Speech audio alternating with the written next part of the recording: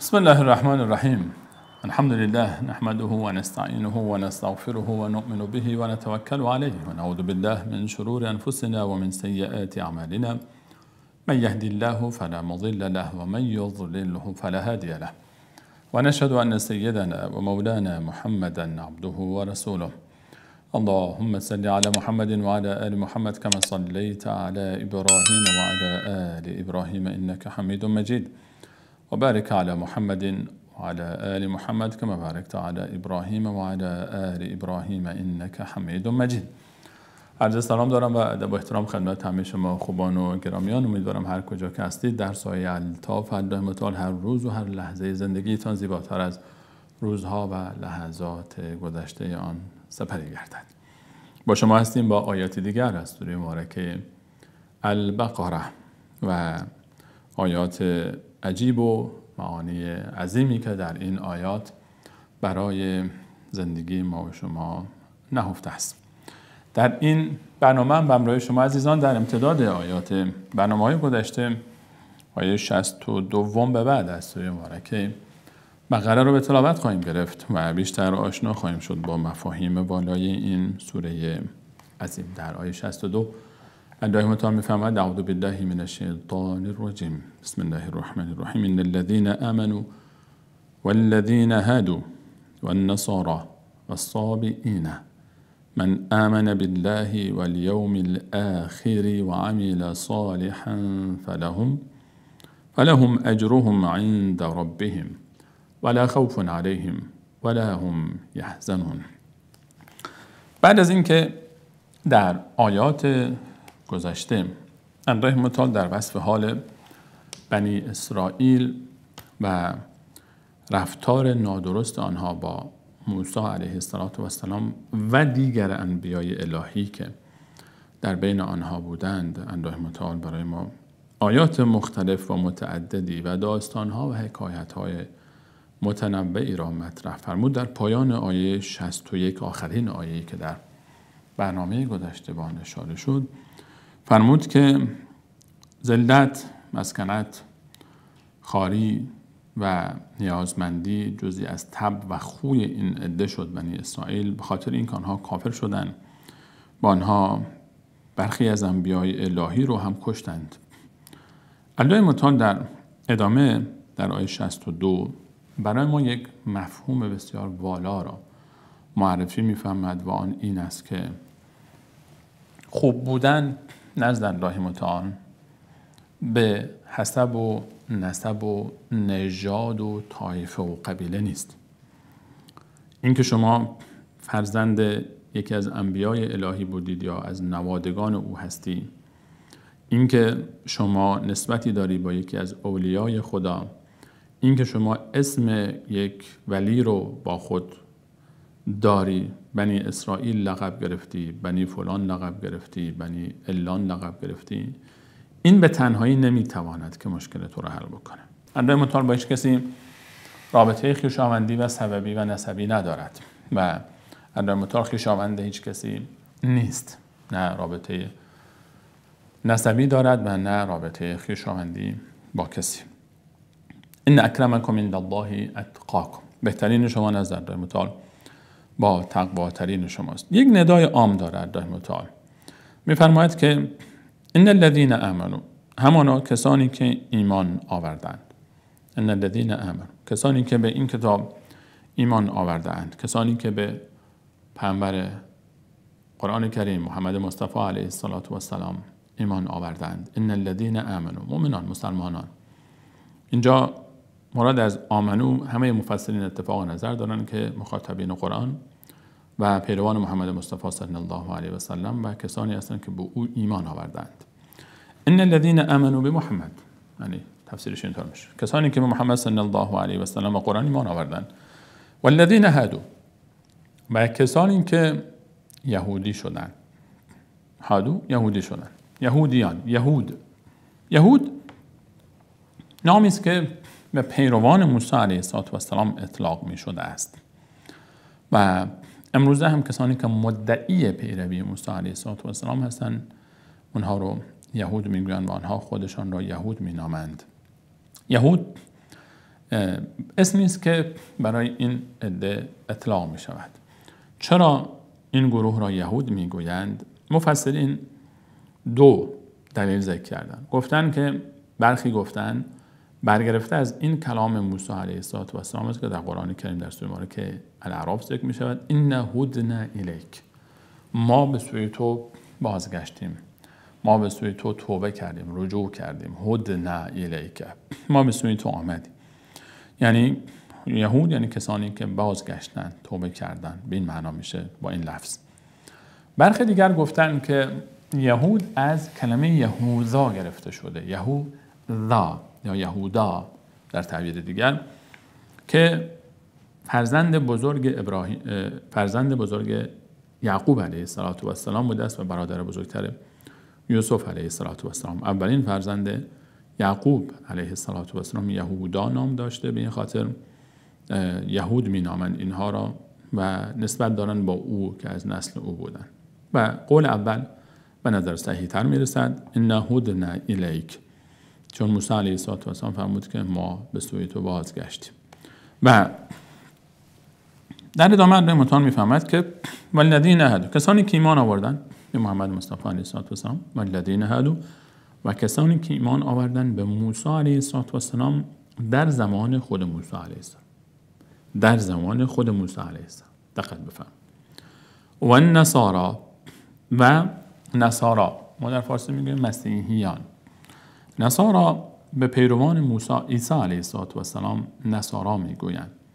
و چرا نصارا میگویند؟ باز مفسرین دو قول رو اینجا ذکر کردن.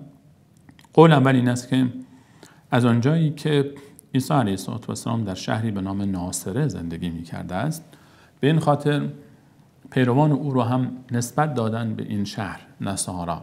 و قول دوم این است که از آنجایی که عیسی علیه السلام از پیروان خود و یاران خاص خود که به حواریون معروف هستند خاص و فرمود من انصاری الی الله. وقتی که عیسی علیه السلام در میان پیروان خود این موضوع رو مطرح کرد کی مرا نصرت میکند، حواریون گفتند نحن انصار الله، ما یاوران دین الله متعال خواهیم بود. و اونها خود رو انصار نامیدن و به این خاطر پیروان او رو نصارا میگویند.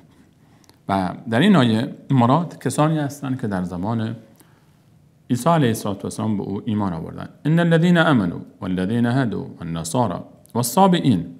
صابئین در لغت عرب به کسانی میگویند صابئ به کسی میگفتن که از دین خود خارج شده باشد. صابع با همزه، صابع به کسی میگفتن که از دین خود خارج شده به دین دیگری در آمده. به همین خاطر آنها رسول الله علیه السلام را عرب رسول الله علیه السلام و یارانشون رو صابئین میگفتن. میگفتن صابعت، آیا تو از دینت خارج شدی به دین دیگری در آمدی، یعنی کافر شدی.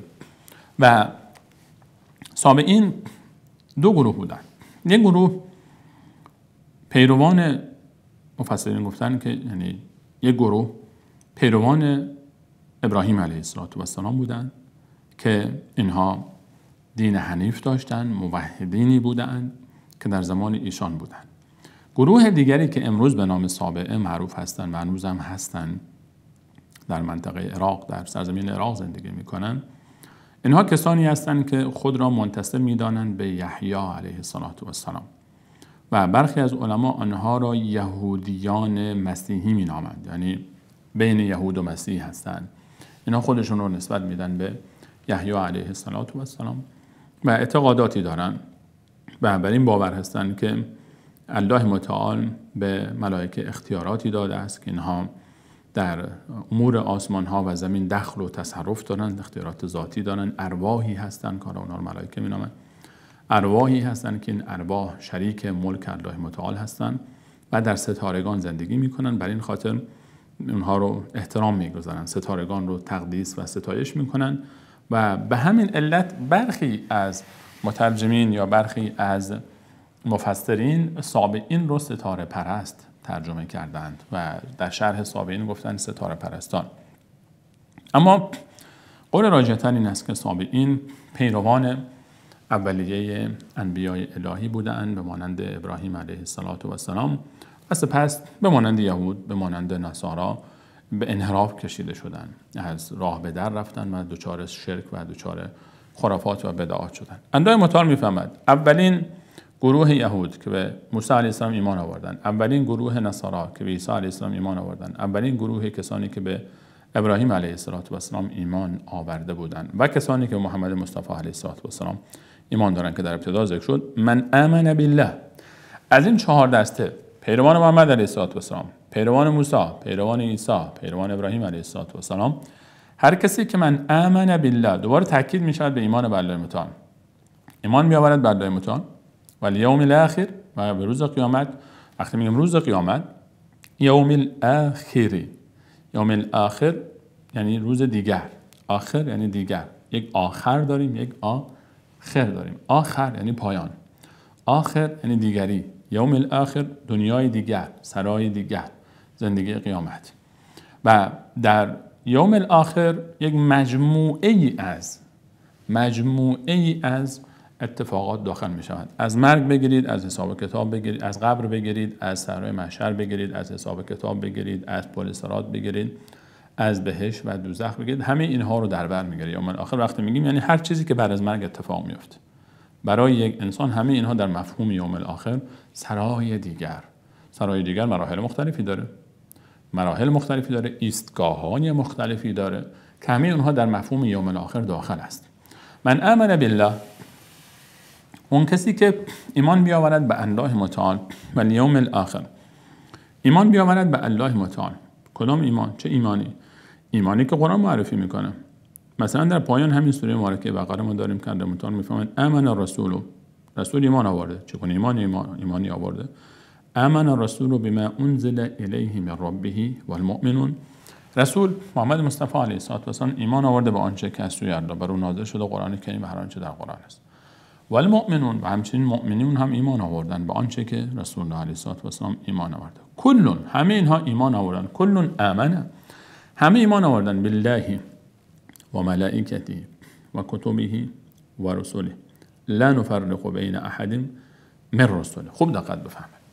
ایمان به الله وقتی در قرآن کریم ما نگاه میکنیم، ایمان به الله رو، ایمان به وحدانیت الله متعال است، در افعالش، در صفاتش، در عبادت الله متعال، همون چیزی که به اسم توحید ربوبیت، توحید الوهیت، توحید اسما و صفات مطرح میشه. یعنی اینکه الله متعال رو تنها خالق و رازق و مدیر و مدبر آسمان ها و زمین بداند انسان و فقط او را شایسته عبادت بخواند و هیچ کسی را در هیچ صفتی با او شریک نگرداند. قل هو الله احد الله الصمد لم یلد ولم یولد ولم یکن له کفوا احد. خیلی واضح، خلاصه، مختصر.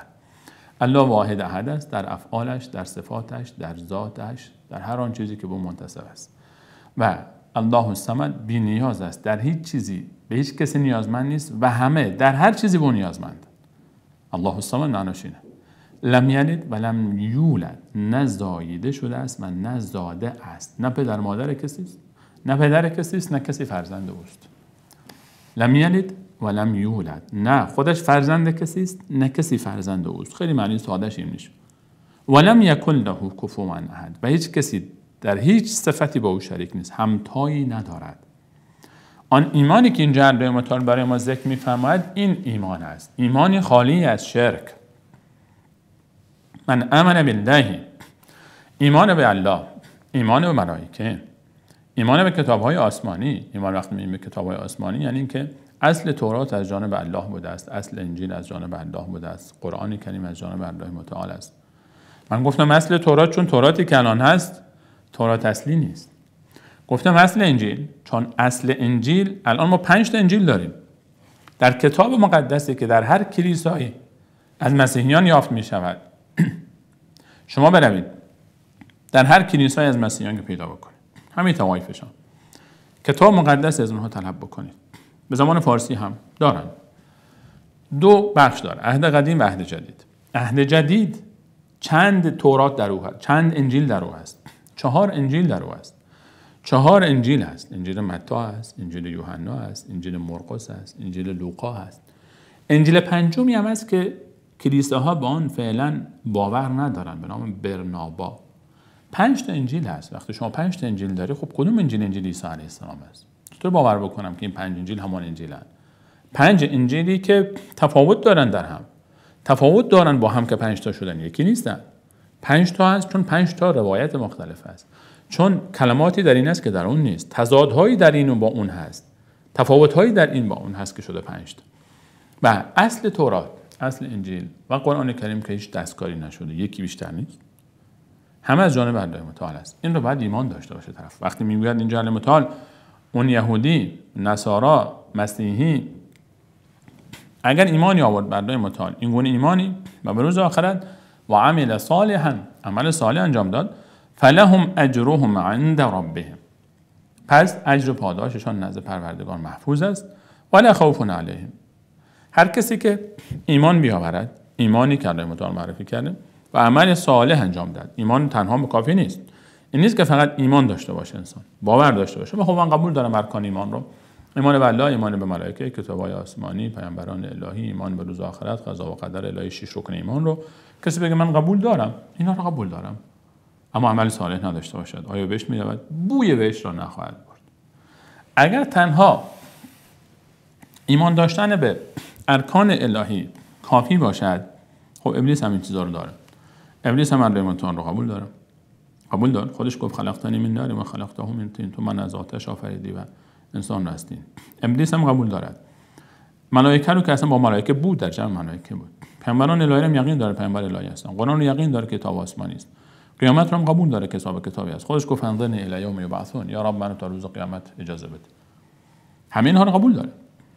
بس سر عمل است. عمل، ایمان بدون عمل قبول نیست.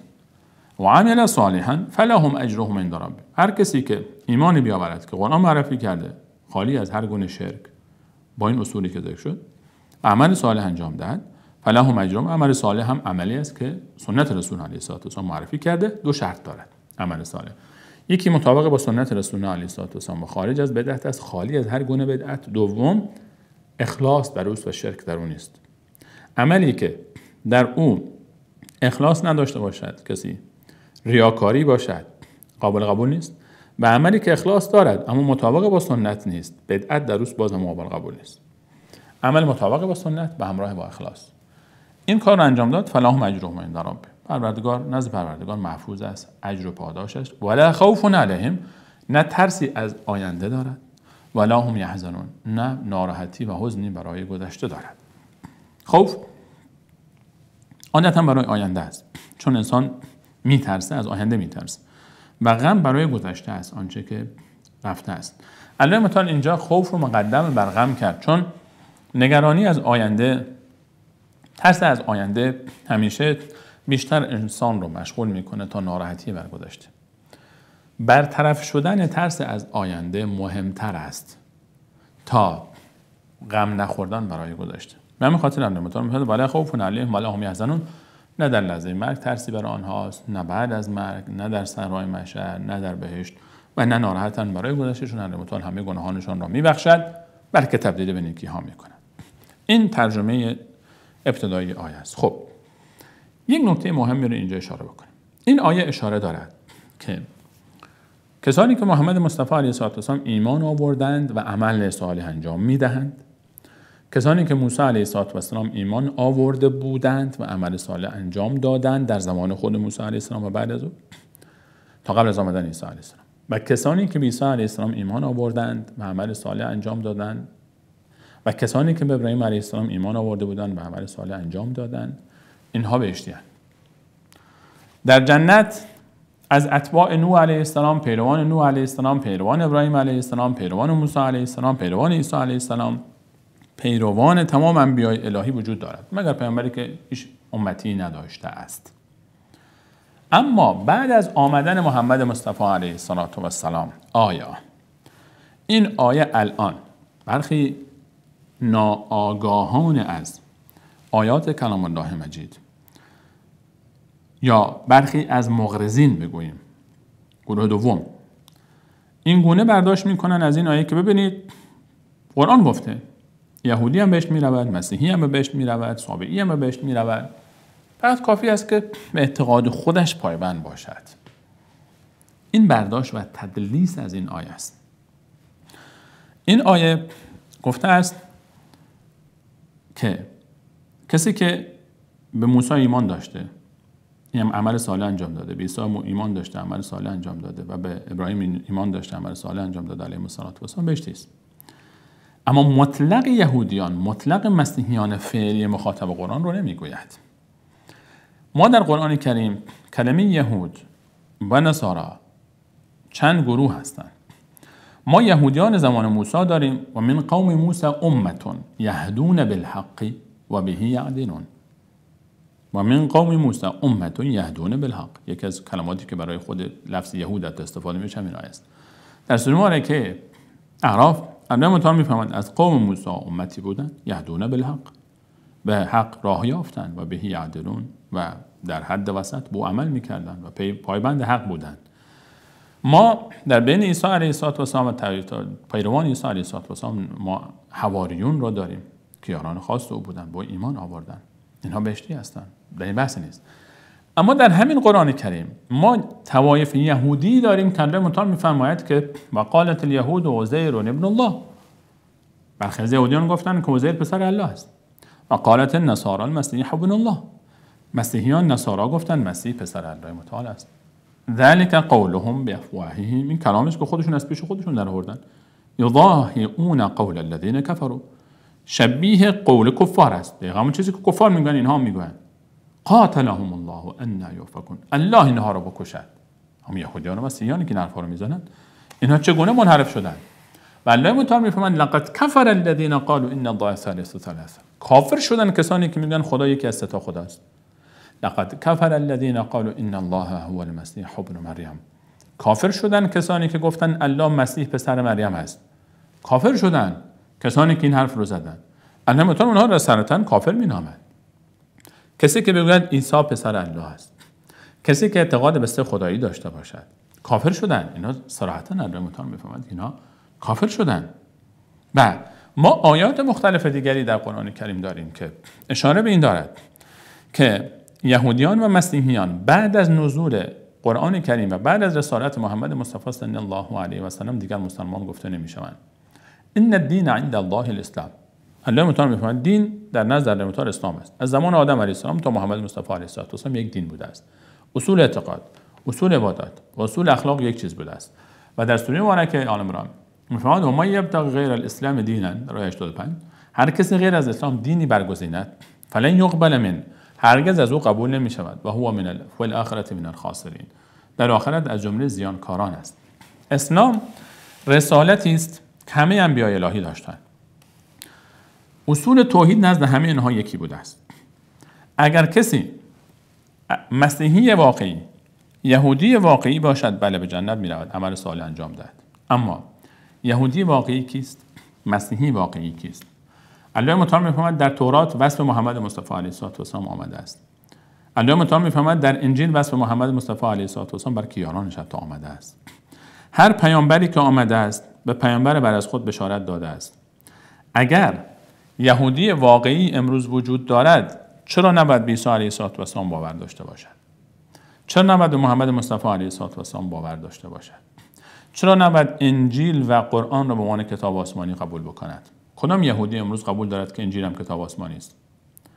یهودیان نعوذ بالله عیسی علیه السلام رو ولد الزنا می‌دانند.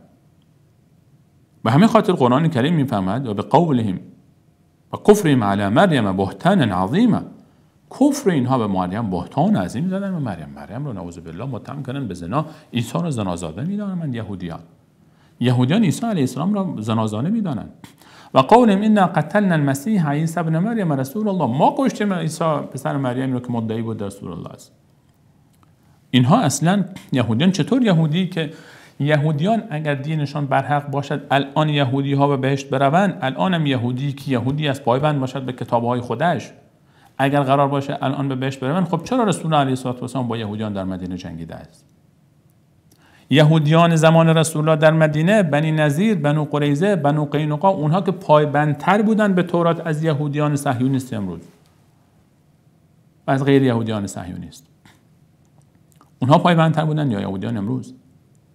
اگر یهودیان قرار بود با عمل کردن به توراتی که فعلا در دست آنهاست بعد از رسالت محمد مصطفی علیه السلام به جنت بروند، پس چرا رسول علیه السلام با یهود جنگیده است اصلا؟ چرا باید با اونها بجنگد؟ چرا باید بجنگد؟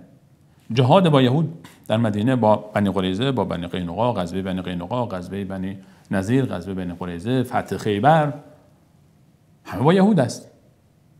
چرا در قرآن کریم این همه برای علیه یهود صحبت می شود؟ در همین آیه قبل، در آیه 61 مگر نفهمود در مطال ذلک بانهم كانوا یکفرون بآیات الله، هم پیروان موسی علیه السلام، موسی علیه السلام در آخر آیه فرمود اینا کفر کردن با آیات الله و یقتلون النبیین بغیر الحق، پیامبران الهی رو به ناحق کشتن. چرا اینا یحیی رو کشتن؟ چرا زکریا رو کشتن؟ چرا تلاش کردن برای کشتن محمد مصطفی علیه السلام؟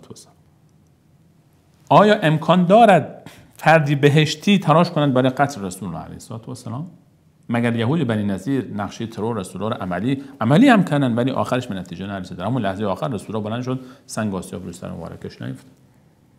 مسیحیان اگر مسیحیان الان مسیحی واقعی باشد باید به رسول الله ایمان بیاره. ما الان یهودی واقعی، مسیحی واقعی کسی است که مسلمان می شود.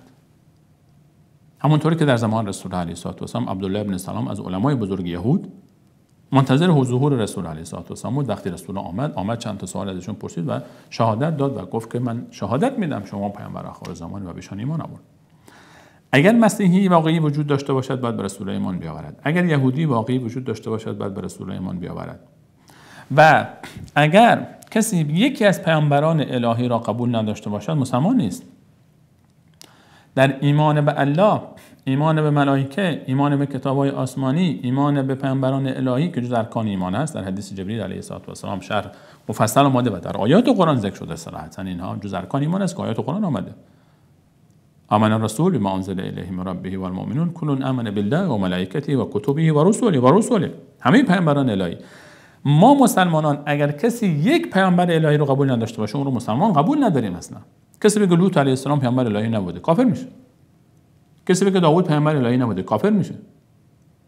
چون قرآن گفته اینا پیامبر الهی هستن. یکی از پیامبران الهی رو کسی به عنوان پیامبر قبول نداشته باشه کافر است.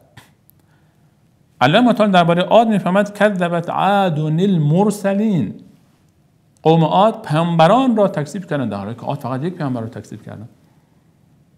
اون هم هود علیه السلام رو تکذیب کردند. تکذیب یک پیامبر الهی به معنای تکذیب کل انبیای الهی است، چون اینا همه با هم یک مسیرند. پیامبران الهی همه در یک مسیر، در اصول اعتقاد، در اصول عبادات، در اصول اخلاق یک چیز بودن. و همین خاطر رسول الله متعال میفرماید ان الدین عند الله الاسلام. هر کسی از این مسیر خارج شده است کافر شده است. هر پیامبری که بعد از پیامبر دیگری آمده تصدیق کننده پیامبران قبل خود بوده. هر کتاب آسمانی تصدیق کننده کتاب‌های قبل از خود بوده است. ما به موسی علیه السلام احترام داریم و خاک پای او سرمه چشم ماست. آرزوی دیدار او رو داریم. ما به عیسی علیه السلام احترام داریم. آرزوی دیدار او رو داریم. توهین به او را کفر می‌دانیم. اهانت به موسی علیه السلام را کفر می‌دانیم. ما اصل تورات بر روی سر و چشم ما جا دارد. حتی توراتی که امروزه الان هست، نسخه‌های مختلف تورات و انجیل، آنچه به نام کتاب مقدس با عهد قدیم و عهد جدیدش که همه رو با هم جمع کرده، تورات و ملحقات تورات و اناجیل چهارگانه رو با هم داره. همین کتابی که باید این باوریم که بخش بزرگی از آن تحریف شده و دلایل فراوانی برای تحریفش داریم و در آیات قرآن هم میآید، باز هم برای ما محترم است. باز هم چون که بخشی از آنچه که فعلا وجود دارد کلام الله متعال است. اجازه نداره کسی به آن بی‌احترامی بکنه، بی‌حرمتی بکنه. آیا یهودی به قرآن احترام دارد؟ آیا مسیحی به قرآن احترام دارد؟ آیا مسیحی پیامبر اکرم علیه السلام محمد مصطفی را به عنوان پیامبر آخر زمان قبول دارد؟ وقتی که یک آیه قرآن را کسی انکار بکنه کافر می شود، آیا انکار آیات قرآن کفر است یا نیست؟ کسی وقتی یک آیه قرآن را انکار بکنه کافر است. یهودی که اصلا کل قرآن رو منکر است کافر نیست؟ مسیحی که کل قرآن رو منکر است کافر نیست؟ کسی که محمد مصطفی را اصلا پیامبر نمیداند، لا اله الا الله محمد رسول الله، شهادتین ما مگر دو تا شهادت داریم، اشهد ان لا اله الا الله و اشهد ان محمد رسول الله. خب اشهد ان محمد رسول الله طرف اصلا قبول نداره، نه یهودیش نه مسیحیش. امروزی ها رو میگم دیگه. همون شهادت لا اله الا الله رو هم با شرک قبول داره، میگه خدا ستاست. چطور مسلمان میشود این؟ چطور بهشتی میشود؟ این همه آیات کسانی که میخوان یقولون نؤمن ببعض و نکفر ببعض و یریدون ان یتخذوا بین ذلک سبیلا، قرآن کریم میفهمد کسانی که به الله متعال و آیاتش کفر میکنند و برخی از پیامبرانش میخواهند که بین تو جمع بکنن، میگن بعضی از پیامبران رو قبول داریم بعضیشون رو قبول نداریم، و یریدون ان یتخذوا بین ذلک سبیلا، میخوان راهی این وسط پیدا بکنن، اولئک هم الکافرون حقا، اینا کافران حقیقی همینا هستن. پیروان موسی علیه السلام تا وقتی که عیسی علیه السلام نیامده بود مسلمانان زمانه خود بودند. بعد از اینکه تورات تحریف شد به بیراهه رفتن پیروان موسی علیه السلام. آیات قرآن کریم اشاره به این دارد. پیامبران الهی رو کشتن، کفر کردن، شرک کردن، الله متعال پیامبر دیگری فرستاد، عیسی علیه السلام، تا اصلاح بکنه آنچه را که به انحراف کشیده شده بود و کتاب جدیدی فرستاد. بعد از اینکه پیروان عیسی علیه السلام به انحراف رفتن، راه رو منحرف کردن، کتاب آسمانی رو منحرف کردن به مانند تورات، پیامبر جدیدی آمد، محمد مصطفی علیه السلام، تا اصلاح بکنه آنچه را که آنها انحراف کشاندن. وگرنه چه نیازی بود پیامبر جدید؟ اگر دین یهود بعد از تحریف هم همچنان درست بود، خب چه نیازی بود که عیسی علیه السلام بیاید؟ اگر دین مسیحیت بعد از تحریف هم همچنان درست بود و هر کسی که با آن عمل میکرد بهش میرفت، چه نیازی بود محمد مصطفی و قرآن بیاید؟ اگر یهودیان و مسیحیان امروزی با عمل کردن به تورات انجیلی که دستشان هست فعلا به بهشت میروند، چرا الله متعال به ما فرموده یا ایها الذین آمنوا لا تتخذوا اليهود والنصارى اولیاء در آیه 51 سوره مبارکه مائده؟ ای مؤمنان یهودیان و مسیحیان را به دوستی نگیرید. چرا به دوستی نگیریم؟ چون کافرن. و من یتولهم منکم فانه منهم، کسی از شما با اونها دوست بشه خودش هم یا یهودی است یا مسیحی است. چرا ما رو دور کرده از یهودیان و مسیحیان؟ چرا راه ما جداست، راه آنها جداست؟ چرا به ما گفته اصلا اونها رو به دوستی نگیرید؟ صراحتاً فرموده لا تتخذوا اليهود والنصارى اولیاء. پس مشخص است که وقتی در قرآن کریم یهود و نصارا ذکر می شود، دو دسته داریم ما. دو تا دسته یهود داریم، دو دسته نصارا داریم. یک دسته یهودی که در زمان موسی علیه السلام تا قبل از عیسی علیه السلام میزیستند که به او اگر به او ایمان آوردن و عمل صالح انجام دادن مسلمانان زمانه خود را بهشتی‌اند. یک عده بعد از آن تا امروز هستند. اگر به پیامبران بعدی ایمان آوردند بله بهشتی هستند. مثلا مسیحی شدن در زمان عیسی علیه السلام، مسلمان شدن در زمان محمد مصطفی علیه السلام، بله. اما اگر نشدن کافر هستند. نصارا دو گروه هستند. یک نصارایی که در زمان عیسی علیه السلام بودند، پیروان او بودند، با ایمان آوردند، همون با ایمان از دنیا رفتن، مسلمانان زمانه خود هستند. یک عده که بعد از محمد مصطفی علیه السلام آمدند و با او ایمان آوردند که مسلمان شدند. اگر ایمان نیاوردند، رسول الله علیه السلام فرمود والله به ذاتی که قسم به ذاتی که جان من در اختیار اوست، هیچ یهودی و مسیحی که مرا ببیند و دعوت مرا بشنود و به من ایمان نیاورد وارد جنت نخواهد شد. زیرا تحریف شده تورات، تحریف شده انجیل. آنچه امروز وجود دارد به عنوان دعوت موسی علیه السلام، دعوت موسی علیه السلام نیست، به تحریف کشیده شده. شرک در او هست، خرافات در او هست، بدعات در او هست. آنچه امروز به عنوان انجیل وجود دارد آن انجیلی نیست که بر عیسی علیه السلام نازل شده. در او خرافات هست، در او بدعات هست، در او انحراف هست، در او همه چیز هست.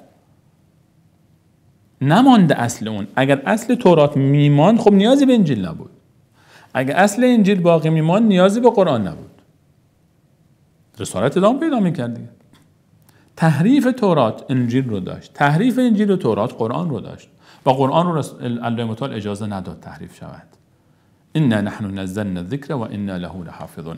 حفاظت قرآن رو خودش به عهده گرفت. قرآن تحریف نشد چون آخرین کتاب آسمانی بود، چون آخرین پیامبر الهی محمد مصطفی علیه السلام بود. این آیه و آیات شبیه این در سوره مبارکه مائده اشاره به این دارد که آن دسته ای که در زمان موسی علیه السلام و عیسی علیه السلام و ابراهیم علیه السلام و پیامبران دیگه زندگی می‌کردند و به اونها ایمان آوردند، برای اونها هم بهشتی‌اند.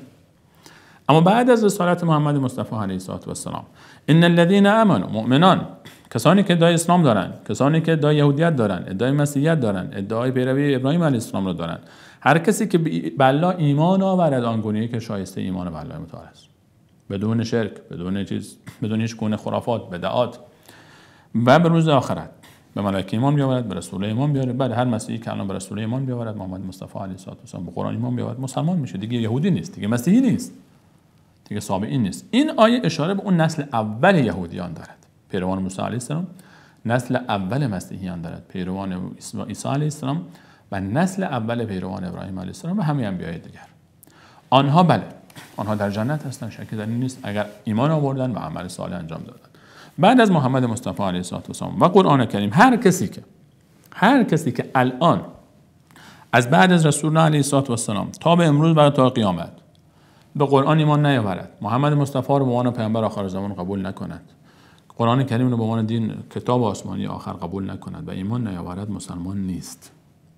این آیات قرآن میفرماید. کسی نیاد فردا برای ما بگه فلان دانشمند، فلان بزرگ، فلان اکتشافات رو کرده. اینا رو باز به تفصیل در آیات 161 به بعد صحبت خواهیم کرد درباره اون موضوعی که کافرانی که تلاش کردن، زحمت کشیدن، اختراعات داشتن و اما مسلمان نبودن، تکلیفشان چه می شود؟ تکلیفشان این است که هیچ، برباد دادن همه چیز رو، چون به الله متعال اعتقادی نداشتن، چون اصلا اونها الله رو به وحدانیت نشناختن، چون اونها اصلا قبول نداشتن الله متعال. وقتی که الله متعال رو وحدانیت قبول نکردن، الله متعال چی از اونها قبول بکنه؟ قل هل ننبئکم بالاخسرین اعمالا، در 130 مبارکه کهف میفهمند در الله متعال آیا تو رو به زیان بارترین کارها دلالت نکنم؟ الذین ضل سعیهم فی الحیات الدنیا، کسانی که سعی تلاش بیهوده کردن در حیات زندگی دنیا، و هم یحسبون انهم یحسنون صنعا، در حالی که گمان میکردن که کار خوب انجام میدن. این آیه رو مقداری بیشتر درباره صحبت شد، چون که این سوء برداشت نشود که برخی متاسفانه ندانسته آمده اند و به زور میخواهند که یهودیان و مسیحیان رو هم که امروزه زندگی میکنند بگویند خب اینا هم اگر کسی الان مسیحی باشد، یهودی باشد، مسلمان باشد، به دینش پایبند باشه میره بهش. نه خیر، همچین چیزی نیست. هر کسی که به قرآن و محمد مصطفی علیه السلام که تنها مسیر درست اسلام فعلا هست عمل کرد، قبول. غیر از این همه چی انحراف است. یهودیت از مسیر اسلام خارج شده، مسیحیت از مسیر اسلام خارج شده، سابعیت از مسیر اسلام خارج شده. پیروان محمد مصطفی علیه السلام اگر عمل کردند موفقن، عمل نکردن اینها هم از مسیر خارجه. در ادامه الله متعال میفرماید و اذ اخذنا میثاقکم و رفعنا فوقکم الطور خذوا ما اتیناکم بقوه. باز دوباره ذکر یکی از حکایت‌های دیگر بنی اسرائیل را الله متعال برای ما دارد. و اذ اخذنا میثاقکم، بعد از این که الله متعال این موضوع رو اشاره کرد تا این شبهه برطرف بشه که نژاد مهم نیست، مسیحی هستی، یهودی هستی، وقتی پیرو کتاب الله و سنت رسول الله علیه السلام بودی پیروزی، موفقه. نبودی نمیتوان، به درد تو نمیخوره این اسمها نسبت داشتن با انبیاء الهی. راه اونها رو باید بری، راه درست قبل از تحریف نشده.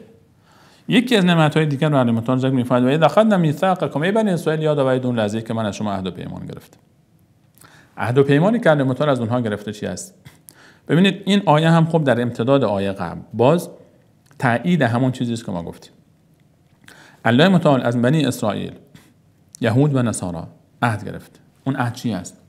در آیه 83 همین سوره ذکر می‌شود و اذ اخذنا میثاق بنی اسرائیل لا تعبدون الا الله وبالوالدين احسانا وذي القربى واليتامى والمساكين وقولوا للناس حسنا واقيموا الصلاه واتوا الزكاه. 8 رکن اونجا ذکر می‌فرماید. اولین چیزی که از اونها پیمان گرفت الله متعال لا تعبدون الا الله، فقط الله را عبادت کنید. توحید خالص. یهودی واقعی، مسیحی واقعی موحد بوده است، نه مشرک. و اذ اخذنا میثاق بنی اسرائیل، دقیقاً شرح همین آیه و اذ اخذنا میثاقکم اونجا میفهمند و اذ اخذنا میثاق بنی اسرائیل لا تعبدون الا الله و بالوالدین احسانا، به پدر مادر نیکی کنید، و ذی القربى والیتامى والمساکین، خویشاوندان، یتیم ها، مساکین، و اقیموا الصلاة و آتوا الزکات، نماز، زکات، اصول اعتقاد، اصول عبادات، اصول اخلاق. هر سه در این آیه است. و اذ اخذنا میثاقکم، از شما پند گرفتم، شما گوش نکردید. و رفعنا فوقکم الطور، بالا بردم بالای سر شما کوه طور را. الطور، برخی از مفسرین گفتن اینجا طور مراد هر کوهی است، برخی گفتن نه، همون طوری است که موسی علیه السلام بالای آن رفت و تورات بر او نازل شد. کوه بزرگی است، در خیلی بلندی است، در شبه جزیره سینا. الله متعال میفرماید که بنی اسرائیل، من از شما عهد و پیمان گرفتم، بازم ایمان نیاوردید. آخر الله متعال کوه رو بلند کرد، کوه بلند شد، کوه همینجور میلرزید و صدا میداد و بلند کرد کوه رو بالای سرشون. کوه آمد در آیه 170 سوره مبارکه 171 سوره مبارکه اعراف میفرماید و اذ نتقنا الجبل فوقهم كأنه ظلة وظنوا انه واقع بهم. اون لحظه‌ای که کندم کوه از زمین، در متعال میفرماید بالای سرشون قرار دادم، به مانند چتری یقین پیدا کردن که میافتد بالای سر ما. در این لحظه ایمان آوردن اون کسانی که تا اون لحظه متردد بودن. و اذا اخذنا میثاقکم و رفعنا فوقکم الطور، کوه رو بالای سر شما آوردن. اینجوری برداشت نشه که خداوند به زور اونها رو مجبور به ایمان کرد. این معجزه الهی رو که دیدن دیگه، تا اینجا دیگه ایمان آوردن. و اونا گفته شد خودو، بگیرید، ما اتیناکم بقوه، آنچه که به شما دادیم، من الله بعظمه، تورات رو، احکام الهی رو، قوت، محکم. و اذکروا ما فیه، آنچه در آن است رو یاد کنید، لعلکم تتقون، تا باشد که شما تقوای الهی شامل حال شما شود، رستگار شوید، به هدف برسید. الله متعال وقتی که بنی اسرائیل موسی علیه السلام آمد و تورات رو برای اونها آورد و باز هم ایمان نیاوردن، کوه طور رو بالا کرد بالای سرشان و نزدیک بود که بیفتن، میدانستن که میافتد. اینجا دیگر ایمان آوردن، خودشان ایمان آوردن و به سجده افتادن و عبادت کردن الله متعال. خودوا ما اتیناکم بقوه، الله متعال فرمود که محکم بگیرید آنچه را که به شما داده شده است، محکم چنگ بزنید، به دستورات الهی انجام بدهید، عمل بکنید تا به تقوا برسید، تا نیروی تقوا در وجود شما بیاید. ثم تولیتم من بعد ذلک، بعد از این باز شما از راه به در رفتید. ثم تولیتم من بعد ذلک، نسل‌های بعد مراد است. ثم تولیتم من بعد ذلک، نسل‌های بعدی شما باز از راه به در شدن. دیدیم که این نسل همون نسلی است که در وادی سینا هستند، در حضور موسی علیه السلام. نسل‌های بعدی، اینها نسل بعدی نسلی بود که در آیه 58 ذکرش گذشت، در هنگام یوشع ابن نون علیه السلام که بعد از موسی علیه السلام پیامبر شد، نسلی که وارد بیت المقدس شدند، که چگونه کلام الهی رو تغییر دادند. و ثم تولیتم من بعد ذلک فلولا فضل الله علیکم، اگر نمی بود فضل در متعال که شامل حال شما شود، اگر فضل الهی شامل حال شما نمی شد، و رحمته و لطف و رحمت و احسانش، لکنتم من الخاسرین، از جمله زیانکاران، زیان دیدگان در دنیا و آخرت می بودید. این بود که بعد از اینکه باز نسل‌های بعدی منحرف شد، باز پیامبران الهی آمدن، لطف الهی شامل حال شما شد، دوباره دعوت دادن شما رو، نسل‌های بعدی رو، دوباره یک عده از اونها اصلاح شدن. و اگر این پیامبران را متعال میفرستاد، اونها همه از جمله زیانکاران در دنیا و آخرت بودن. یک داستان دیگر رو الله متعال اینجا ذکر می‌فرماید. در خلال این داستان‌ها، قبل از اینکه به داستانی برسیم که وجه تسمیه این سوره است، سوره البقره، داستان البقره، داستان گاو. قبل از اون در 2 آیه الله متعال به یک شکلی یاد می‌کند از یک داستانی که در یک بازه زمانی دیگری اتفاق افتاده، غیر از زمان موسی علیه السلام. الله متعال برای ما با این تعبیر ذکر می‌فرماید در آیه 65 و لقد علمتم، به خوبی دانستید، با خبر شدید، مطلعید، همه شما می‌دانید این حکایت را، ای بنی اسرائیل، ای یهودیان، شما این خبر رو از علمای خود شنیدید، نسل به نسل شما منتقل شده. ولقد علمتم الذین شناختید میشناسید کسانی را که الذین اعتدوا منکم کسانی که تعدی کردند از حد گذشتن خط سرخهایی رو کرده مطال برای آنها مشخص کرده بود نادیده گرفتن از خود شما بنی اسرائیل فی السبت در روز شنبه. یک داستانی رو علی مطال اینجا ذکر می‌فرماید که تفاصیلش رو در سوره مبارکه اعراف داریم در آیه 163 و بعد 4 آیه اونجا درباره این موضوع صحبت می‌فرماید.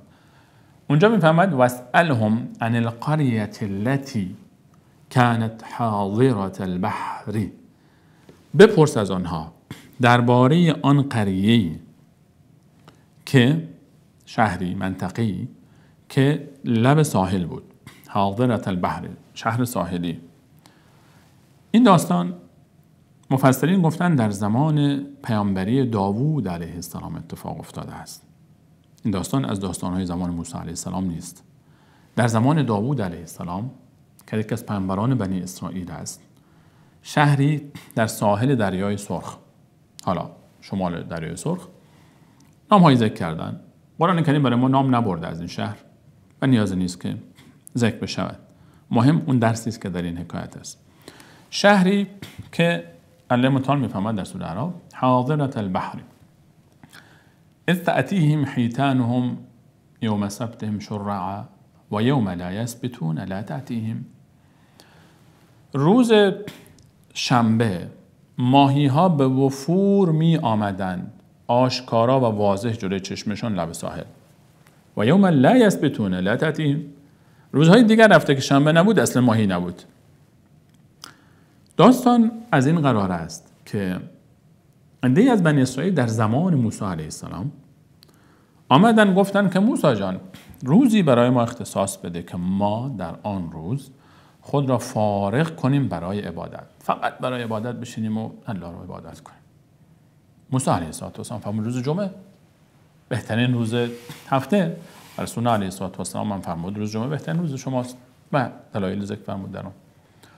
اونها گفتن نه روز جمعه نه روز جمعه نه روز جمعه روزی است که الله متعال 6 روز کامل برای خلق آسمان ها و زمین 6 روز رو در خلق آسمان ها و زمین رو در 6 روز انجام داد و روز جمعه آخرین این روز هاست. روز شنبه رو برای ما بگذار. موسی علیه السلام فرمود باشه شنبه. شما میگه شنبه و حکمت الهی این بود که روز جمعه با فضایل و حکمت هایی که دارد برای امت محمد مصطفی علیه السلام روز عبادت و تعطیل باشد و نماز جمعه و عید مسلمانان. شنبه شد روز عبادت خاص آنها و موسی علیه السلام فرمود خب حالا که خودتان خواستید روز شنبه هر گونه عمل هر گونه فعالیت هر گونه کار هر گونه شغلی ممنوع فقط باید بنشینید به عبادت. گفتن باشد. و روز شنبه هیچ گونه کار و فعالیتی نمی‌کنن من جمله شکار کردن. بنی اسرائیل تا مدت‌ها به این حکایت پایبند بودن روز شنبه کاری نمی‌کرد. از جمله این قریه‌ای که در کنار دریا بود و در زمان داوود علیه السلام این اتفاق افتاده است. روز شنبه الله متعال می‌خواست اینا را آزمایش بکنه. اینا ماهیگیری می‌کردن. روز شنبه ماهی فراوان دیده می‌شد. روزهای غیر شنبه هیچ ماهی نبود. یک مدتی گفتن خب اراده الهی همین است. تأمل کردن. بعد از مدتی دیدن نمیشه. گفتن نه باید یک راه پیدا کنیم. روز شنبه ما از یک طرف ممنوع شدیم از یک طرف دیگر روز شنبه پر ماهی است. به خیال خودشان یک حیله شرعی درست کردن. یک فریبی درست کردن. چیکار کردن؟ حوضچه هایی کندن در کنار دریا. هر کسی کنار خانه خودش حوضچه درست کرد. و آب رو روز شنبه باز می‌کردن دریچه های این حوضچه ها رو. ماهی ها رو به سمت این حوضچه ها می‌راندن. توری چیزی می‌گذاشتن می‌بستند. برخلاف میگن تورهای می‌انداختن ماهی رو داخل آب داخل تور نگه می‌داشتن روز شنبه. غیر شنبه روز یک شنبه که میشد شکار میکرد. در هر حالت اینها ماهی ها رو روز شنبه نگه می داشتن چه در حوضچه های خودشون یا در داخل تورها. روز شنبه اینها رو نگه می داشتن از آب خارج نمی کردن. کنترل می کردن که از پیش آنها نروند. روز یک شنبه که میشد اینها رو می گرفتن. ما که روز شنبه شکار نکردیم ما روز یک شنبه شکار کردیم. الله متعال میفرماید واسألهم عن القرية التي كانت حاضرة البحر در سوره مبارکه اعراف واسألهم عن القرية التي كانت حاضرة البحر اذ تأتيهم حيتانهم يوم سبتهم شرعا. بپرس درباره آن گروهی قریه‌ای که در ساحل دریا بودند که روز شنبه ماهی ها ظاهر و آشکار می آمد جلویشان و یوم لا یسبتون لا تأتیهم. غیر شنبه اصلا ماهی نبود. کذلک نبلوهم بما كانوا یفسقون. در اون چیزی که اینها تعدی کردن، گناه انجام میدادن، آنها رو من الله با عظمت آزمایش کردم. این حرکت انجام شد. مردم در برابر این عمل سه دسته شدن. یک عده آمدن گفتن انسان‌های صالح و مصلح. یک عده آمدن این کارو کردن. کم کم چند نفر این کارو کردن، بقیه خوششون اومد گفتن عجب کاری. اونا هم این کارو کردن. یک عده مبتلا شدن به این موضوع. گروه دوم انسان‌های صالحی بودن که آمدن گفتن نکنید این کارها رو. این مخالفت با دستور الهی است، مخالفت با شرع است، فریب کاری است. از عذاب الهی بترسید. از عذاب الهی بترسید، بازی نکنید، تمسخر نکنید، حکم الهی رو به بازی نگیرید، حکم رو همونطوری کسب بپذیرید. این گروه دوم که امر معروف و نهی از منکر میکرد. گروه سوم گروهی بودن که اومدن گفتن آقا چه کار دارید به اینها؟ موسی دین خود، عیسی دین خود، به اصطلاح امروزی ما. شما چه به اینها؟ و این قالت امتون در سوره اعراف آیه 164 میفهمد در مطال به زبان از زبان اینها کلام اونها رو ذکر میکنه. گروه سومی که نه شکار میکردن نه هم کاری داشتن من میکردن، بلکه اتفاقا کسانی رو که من میکردن میگفتن به شما چی کار داره، بگذارید کارشون رو بکن. آزادی شعارهای دهن پر کنی امروز هم هست، آزادی بیان، آزادی عمل. آقا شما رو بچید، آزاده، اختیارشو داره. و اذ قالت امة منهم، این گروه سوم علیه متعال میفهمد گفتن لم تعظون قوما الله مهلكهم و معذبهم عذابا شدید. آقا بگذارید اینها رو، خدا بخواد اینا رو هلاک میکنه، عذاب شدیدی میفرسته، شما چی کار دارید بینه؟ چرا اینها رو پند میدید؟ اینا که دیگه نرود میخ آهنین در سنگ، بلشون کنید، نصیحت همه عالم به گوش اینها باد است. اینا گوش نمیکنن. گروه دوم که امر معروف میکنن گفتن قالوا معذرة الی ربکم ولعلهم یتقون. ما تا بخاطر این گوزی پیش علی متعال داشته باشیم، ما وظیفه‌مون رو انجام میدیم، با شاید اینا تقوا پیشه کنن. نتیجه چی شد؟ نتیجه این شد. الله متعال میفهمد وقتی که اینها دستور من رو نادیده گرفتن، من هم عذاب خود رو اونها فرستادم. انجینا الذین ینهون عن السوء، اون کسانی که نهی از منکر میکردن رو نجات دادم. و اخذنا الذین ظلموا بعذاب، اونها رو عذابی آمد سراغشون گرفت. عذاب چی بود؟ الله متعال در همین سوره بقره اینجا خلاصه اون داستان است. در آیه 65 بقره برگردیم به آیه خودمون. ولقد علمتم الذین اعتدوا منکم فی السبت. ای بنی اسرائیل، ای یهودیان، ای مسیحیان، خوب میدانید داستان اون حکایت کسانی که در روز شنبه اینها تعدی کردند. فقلنا، من الله با عظمت به اونها گفتم، قلنا لهم، دستور دادم، امر تکوینی، کونو قرادتا خاسئین، بوزینه های رانده شده، خار و ذلیل گردید، میمون گردید. من الله با عظمت وقتی که اینها این کار رو کردن، با حکم من بازی کردن، دستور من رو به بازی گرفتن، دین رو به بازیچه دست خود کردن، با شر میخواستن بازی بکنن، اونها گفتم میمونهایی بشوید خار و ذلیل. به یک باره همه اون کسانی که این کار رو کرده بودن مسخ شدن، تبدیل شدن به حیوان، یعنی رسما از انسان تبدیل به یک حیوان شدن، تبدیل به یک بوزینه شدن. نه که اخلاقشون تغییر بکنه، نه، شکل و شمایل آنها تغییر کرد، بوزینه شدن، بوزینه های مسخ شده. حتی بوزینه های عادی مثل بقیه هم نه، بوزینه های بسیار زشت، کسی نمیشه اونها رو تحمل کرد. فقلنا لهم کونوا قردة خاسئین. در سوره مبارکه مائده میفرماید و جعل منهم القردة والخنازیر، و از اونها یک عده بوزینه خوک قرار داد. صالحان آمدن روز بعد بیرون، دیدن هیچ خبری نیست، خانه آرام است، خبری نیست. رفتن داخل خانه که سبحان الله یک عده حیوانات اینجا هستن، بوزینه هایی هستن. شناختن، از شمایل چهره میشناختن که اینا همونها هستن که اونها رو متعال مسخ کرد. 3 شبانه روز زنده بودن، بعد از 3 شبانه روز مردند و هیچ نسلی از آنها باقی نماند. رسول الله علیه السلام فرمود هر قومی رو که الله متعال مسخ کرده است بعد از آن هیچ ذریه و نسلی برای آنها باقی نگذاشته است و آنها را از بین برده است. به همین خاطر این تعبیر حالا تعبیری متداول هست که به یهودیان برخی میگویند، یهودیان امروزی را، که فرزندان ابناء القردة و الخنازیر، فرزندان میمونها و خوکها. این تعبیر درستی نیست.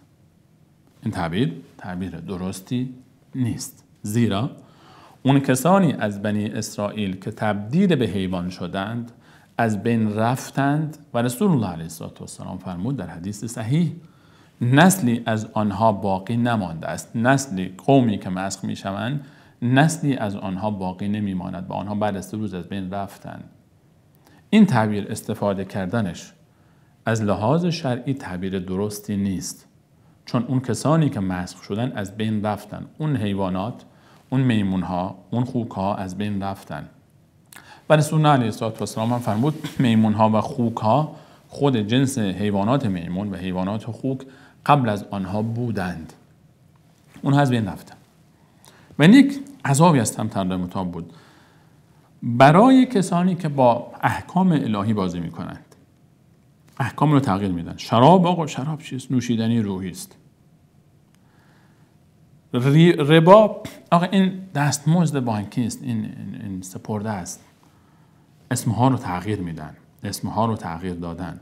یعنی کسانی که میخواهند با اصطلاحات شرعی بازی بکنند. زنا آزادی است، اختیار داره، طرف اختیار خودش رو داره. بازی کردن با اصطلاحات، هم جنس بازی رو الان اسمش رو گذاشتن اقلیت‌های جنسیتی، اقلیت‌های جنسیتی، هم جنسگرا و لوط. رسما همین فسق فجوری که قومی رو الله متعال به خاطر این هلاک کرد. قومی رو میرسیم به داستانشون در سوره هود و در سوره اعراف قبل از آن. قومی رو هلاک کرد. الان دیگه آزادی‌های فردی، هم جنسگرایی، اسمهای پرزرق و برق براش میان، اقلیت‌های جنسیتی، برای تغییر کلمات و اصطلاحات، مصطلحات رو تغییر دادن. اینها همه تلاش هایی است که در امتداد همون قرار میگیره. یعنی بازی کردن با احکام شرع، بازی کردن با احکام شرع نتیجه سختی دارد. و الله متعال میفرماید در ادامه فجعلناها، من الله به عظمت قرار دادم، ها برمیگرده به این قریه، این قریه رو قرار دادم نکالا، موعظه عبرتی. نکل به اون وسیله گفته میشد افساری که حیوان رو با اون نگه میدارن تا حرکت نکنه زیاد. نکال موعظه عبرتی، درس عبرتی که سبب نگه داشتن افراد بشود از نزدیکی به گناه و فسق و فجور. نکالا درس عبرتی. من الله به عظمت این قریه را درس عبرتی قرار دادم لما بین یدیها، برای کسانی که در زمانی اونها زندگی میکردن، دور بر اونها، و ما خلفها، و کسانی که بعد از آنها می آیند، و موعظة للمتقین، و پندی برای متقیان، انسانهای متقی و انسانهای عابد و انسانهایی که تقوای الهی پیش میکنن، اما امر الهی رو در نظر میگیرن و اطاعت میکنن از اوامر الهی و خود رو دور میکنن از آنچه که الله متعال آنها را از آن نهی کرده است. الله متعال خود این آیات و این ذکر این داستان دلالت بر حقانیت پیامبر اکرم علیه السلام و رسالت ایشان هم دارد. این داستانی است که بعد از موسی علیه السلام اتفاق افتاده و در تورات نیست اصلا. داستانی است که خود یهودیان بین هم منتقلش میکردن، فقط علمای یهود و احبار یهود خبر داشتن. وقتی محمد مصطفی علیه السلام می آید و این داستان رو مطرح میکنه که نه در تورات است، نه در کتابی است که بخواند و نه رسول الله پیش کسی علم خوانده و نه یاد گرفته و نه خبر داشته، یک دفعه از چیزهای داستانهای میگوید که علمای اونا خوب میدانند. ولقد علمتم، شما خوب میدانید. ببینید اصلا تعبیر چقدر زیباست. ولقد علمتم، شما خوب دانستید، خبر دارید داستان اونها رو. شما همونها هستید، مواظب باشید از بین شما همچین پرونده خوبی ندارید. امروز آمدید ادعا میکنید که ما زمامداران ملک و حکومت هستیم و ماییم که دین داریم و ماییم که پیروان توراتیم، ماییم پیروان یعقوب هستیم. نه، شما خیلی فسادها کردید، شما خوب میدانید داستان اونها رو، شما همچین اخلاقها و رفتارهایی داشتید، شما همچین کارهایی میکردید. این خودش دلالت بر حقانیت رسالت رسول علیه السلام دارد که رسول از کجا خبر داشت این داستان؟ از کجا آورد؟ رسول از کجا آورد؟ کسانی که میگن قرآن کلام رسول علیه السلام است باید پاسخ بدن به این سوالات. محمد مصطفی علیه السلام که تا آخرین لحظه حیات، حتی لحظه وفات، خواندن و نوشتن بلد نیست، پیشش کسی درس نخوانده، در مکه نه عالم یهودی بوده نه عالم مسیحی که پیش او زانوی تنماز بزنه و از او یاد بگیره، نه خوندن تورات رو بلد بوده نه خواندن انجیل رو بلد بوده، حتی قرآن رو از رو نمیتونسته بخونه. از کجا این چیزها رو آورده؟ این تفاصیلی که یهود نمیتونه انکار بکنه. بیاد یهود بگه آقا دروغ است، همچین داستان اتفاق نیفتاد در تاریخ. بیان من اسرائیل انکار بکنن، نمیتونن انکار بکنن. حقایق تاریخی است. از کجا آورد اینها رو قرآن؟ اینا اعجاز تاریخی قرآن کریم است. محمد مصطفی علیه السلام اینو از کجا آورد؟ از کجا میدانست؟ ولقد علمتم، شما خوب میدانید، خوب میدانید. یعنی چی؟ من محمد از کجا میدانم؟ تو محمد از کجا میدانی؟ غیر از اینکه بپذیرم پیامبر البته متعال است، وحی شده به او، الله به او گفته است. از کجا میشه؟ توجیه دیگری نیست. توجیه دیگری نیست. نه درس خوانده، نه عالمی به او گفته. یهود که اصلا نمیگفتن این اسرار رو به دیگران، بر علیه اون استفاده میشد. چرا باید اینها رو بگویند؟ چرا به اینها رو باید بگویند به محمد مصطفی علیه السلام و به عرب که بر علیه اون استفاده بکنه که بعد یک عده از نسل ما قرده و خنازیر شدن، میمون شدن، خوک شدن؟ به نفع آنها نبود بگویند. و این آیات خودش باز دلالتی بر حقانیت رسالت رسول الله علیه السلام دارد. به همین قدر اکتفا میکنیم. در ادامه آیات یک داستان بسیار عجیبی ذکر می شود که سوره به نام این داستان است، داستان گاو، بقره. و انشاءالله به همراه شما این موضوع رو، داستان بسیار عجیب، داستان گاو و کشته شدن یک انسان در ابتدای داستان و ذبح شدن گاوی در آخر داستان، این رو انشاءالله در جلسه بعد به تلاوت خواهیم گرفت آیاتش رو و به معانی آن تدبری خواهیم داشت. تا دیدار دیگر همه شما صبران و متعال میسپارم. الله یار و نگهدار.